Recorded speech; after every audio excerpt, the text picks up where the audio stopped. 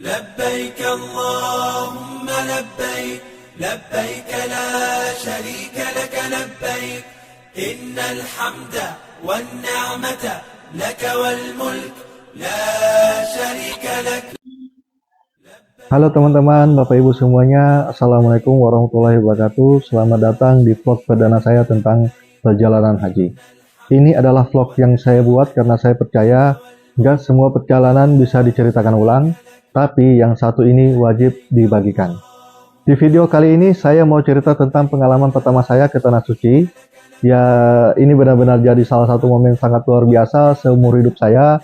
Bukan cuman karena ini haji pertama, tapi juga karena perasaannya itu yang nggak bisa diungkapkan dengan kata-kata.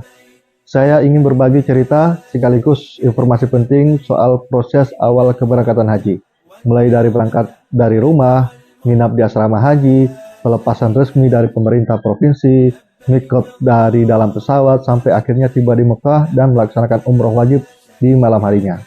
Nah, kenapa ke Mekah lebih dahulu? Karena saya masuk kloter gelombang kedua di tahun 2023 yang memang dijadwalkan ke Mekah dahulu, sedangkan gelombang pertama ke Madinah lebih dulu. Semoga cerita ini bisa jadi gambaran buat teman-teman yang sedang bersiap berhaji atau minimal jadi bekal biar nggak kaget pas waktunya tiba. Yuk kita mulai perjalanannya, bismillah. Saya berangkat dari rumah pagi hari, barang-barang udah siap, koper udah rapi, semua udah disiapin dari seminggu sebelumnya. Tapi tetap aja saya bolak-balik periksa, takut ada yang ketinggalan. Biasanya jamaah haji bawa 2 koper utama, 1 koper besar untuk bagasi, dan 1 koper kecil untuk kabin.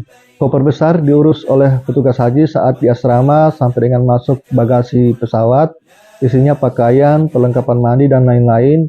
Nah, untuk koper kecil wajib dibawa sendiri ke kabin, isinya yang penting-penting dan bisa dibutuhkan sewaktu-waktu. Misalnya buku doa, obat pribadi, cemilan, atau kain ihram apabila dari asrama kita belum menggunakan pakaian ihram. Setibanya di asrama haji, kami masuk proses registrasi, pengecekan dokumen, pengecekan bagasi, pembagian gelang, dan pengarahan teknis. Malamnya kami istirahat, tapi jujur rasanya campur aduk, deg-degan, haru, dan gak percaya sebentar lagi kita akan berangkat. Dan besok paginya kami ikut acara pelepasan resmi dari pemerintah. Ada sambutan, doa bersama, dan pesan-pesan penting. Rasanya seperti benar-benar dilepas dari tanah air. Dan setelah itu kami naik bus ke bandara. Di pesawat semua jamaah udah pakai pakaian ihram. Sekitar 1 jam sebelum mendarat, pembimbing kloter mengingatkan kami untuk niat ihram karena akan melewati titik mikat yaitu ya lam-lam. Karena kami menggunakan haji tamatu, maka niatnya adalah untuk umroh terlebih dahulu. Jadi catatan penting, jangan lupa niat. Kalau terlewat, maka wajib bayar dam alias denda. Pesawat mendarat di Bandara Jeddah. Kami nggak langsung ke Mekah, tapi transit dulu di ruang tunggu khusus jamaah Indonesia. Tempatnya lumayan nyaman, ada AC, kursi panjang, dan dibagikan makanan ringan dan air zam-zam. Nah, setelah dipanggil kami berbaris rapi, naik bus besar menuju Mekah, jaraknya sekitar 1,5 sampai 2 jam.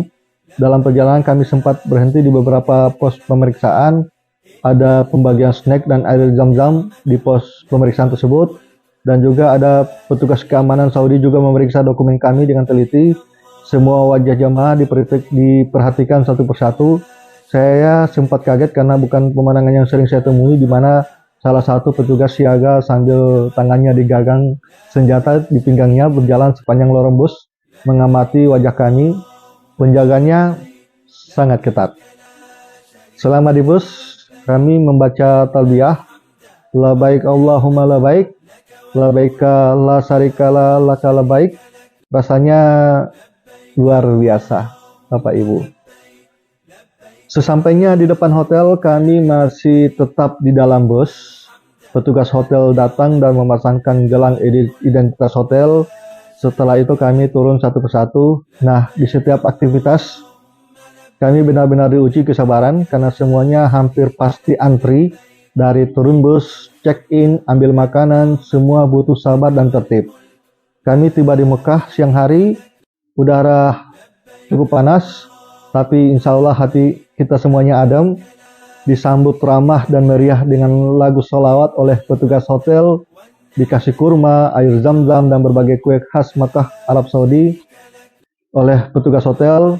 Dan malamnya kami langsung bersiap melaksanakan umroh wajib karena kami sudah berniat sejak di pesawat. Nah, umroh malam itu kami lakukan dengan penuh semangat dan haru, mulai dari tawaf 7 putaran, sholat di belakang makam Ibrahim, dan kemudian minum air zam-zam, dan kita sa'i 7 lintasan dari Safa ke Marwah, dan diakhiri dengan tahalul. Tapi momen yang paling membekas ke saya saat pertama kali saya melihat Ka'bah. Rasanya nggak percaya, saya sempat berdiri mematung. Ini Ka'bah, kiblat kita yang selama ini cuma saya lihat di TV, sekarang ada di depan mata saya. Bahkan saya bisa langsung sholat di depannya. Allahu Akbar. Kami selesai umroh sekitar jam 2 dini hari. Setelah itu kami berada di pelataran luar Masjidil Haram. Kami nggak langsung balik hotel. Kami memilih duduk santai, menikmati suasana dini hari. Kami juga berfoto-foto di yang tampak toilet zam-zam. Ada yang tersenyum lega, ada yang bantuin ambil foto, semua senang. Kami duduk di sekitaran pelataran masjid. Kita ngobrol ringan sambil nunggu waktu subuh. Malam itu cukup adem, tenang dan damai,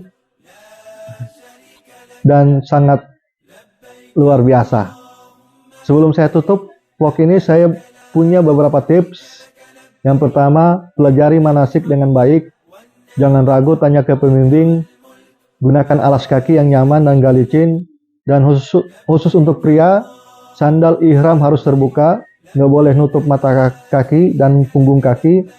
Simpan dokumen di tas kecil yang selalu kita bawa. Bawa catatan doa pribadi supaya nggak bingung saat ibadah. Itulah cerita saya di hari pertama sebagai jemaah haji. Insya Allah di vlog selanjutnya saya akan cerita tentang wukuf di Arafah, rukun utama yang nggak boleh dilewatkan. Dan kalau cerita ini bermanfaat, silakan dibagikan ke orang terdekat.